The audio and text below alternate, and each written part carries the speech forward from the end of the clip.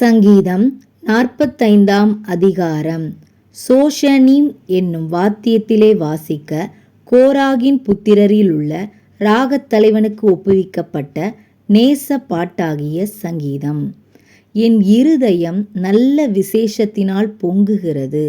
நான் ராஜாவை குறித்து பாடின கவியை சொல்லுகிறேன். என் நாவு விரைவாய் எழுதுகிறவனுடைய எழுத்தாணி. எல்லா மனுப்புத்திரரிலும் நீர் மகா சௌந்தரியம் உள்ளவர். உம்முடைய உதடுகளில் அருள் பொழிகிறது.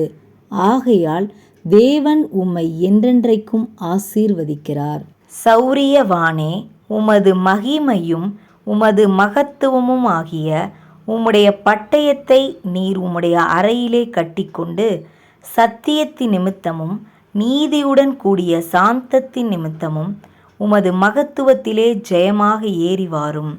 உமது வலது கரம் பயங்கரமானவைகளை உமக்கு விளங்க பண்ணும். உம்முடைய அம்புகள் கூர்மையானவைகள். அவைகள் ராஜாவுடைய சத்துருக்களின் இருதயத்திற்குள் பாயும். ஜனசதலங்கள் உமக்கு கீழே விழுவார்கள். தேவனே, உமது சிங்காசனம் என்றென்றைக்கும் உள்ளது. உமது ராஜ்யத்தின் செங்கோல் நீதியுள்ள செங்கோலாயிருக்கிறது. நீர் நீதியை விரும்பி அக்கிரமத்தை வெறுக்கிறீர். ஆதலால் தேவனே, உம்முடைய தேவன் உமது தோழரை பார்க்கிலும் உம்மை ஆனந்த தைலத்தினால் அபிஷேகம் பண்ணினார். தந்தத்தினால் செய்த அரமனைகளிலிருந்து புறப்படுகையில் நீர் மகிழும்படி உமது வஸ்திரங்களெல்லாம் வெள்ளை போலம், சந்தனம், லவங்கம் இவைகளின் வாசனை பொருந்தியதாயிருக்கிறது. உமது நாயகிகளுக்குள்ளே அரசரின் குமாரத்திகள் உண்டு. ராஜஸ்திரீ ஓப்பீரின் தங்கம் அணிந்தவளாய் உமது வலது பாரிசத்தில் நிற்கிறாள். குமாரத்தியே கேள், நீ உன் செவியை சாய்த்து சிந்தித்துக்கொள். உன் ஜனத்தையும் உன் தகப்பன் வீட்டையும் மறந்துவிடு. அப்பொழுது ராஜா உன் அழகில் பிரியப்படுவார். அவர் உன் ஆண்டவர். ஆகையால் அவரை பணிந்து கொள். தீரு குமாரத்தி காணிக்கை கொண்டு வருவாள்.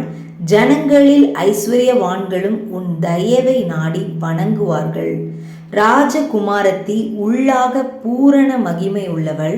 அவள் உடை பொற்சரிகையாயிருக்கிறது. சித்திர தையலாடை தரித்தவளாய் ராஜாவினிடத்தில் அழைத்து கொண்டு வரப்படுவாள். அவள் பின்னாலே செல்லும் அவளுடைய தோழிகளாகிய கன்னிகைகள் உம்மிடத்தில் கூட்டிக் கொண்டு வரப்படுவார்கள். அவர்கள் மகிழ்ச்சியோடும் களிப்போடும் வந்து ராஜ அரமனைக்குள் பிரவேசிப்பார்கள். உமது பிதாக்களுக்கு பதிலாக உமது குமாரர் இருப்பார்கள். அவர்களை பூமி எங்கும் பிரபுக்களாக வைப்பீர்.